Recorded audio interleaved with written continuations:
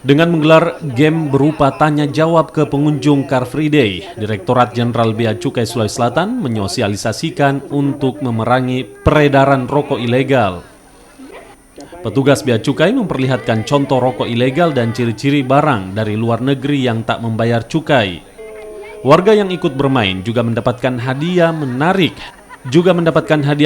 dari Bea Cukai, dan diharapkan dengan cara seperti ini warga mendapatkan pengetahuan tentang aturan Bea Cukai dan ciri-ciri rokok ilegal yang harus dilaporkan ke petugas jika menemukan rokok ilegal di sekitarnya. Karena bagaimanapun juga kan yang dirugikan terhadap peredaran rokok ilegal kan masyarakat juga. Jadi kita perlu edukasi, perlu penyuluhan kepada masyarakat supaya masyarakat juga mengkonsumsi rokok-rokok yang legal kalau memang dia perokok, dan jangan mengkonsumsi rokok yang ilegal karena itu ruginya menjadi dua kali. Selain kesehatannya tidak dapat, juga penerimaan negaranya juga tidak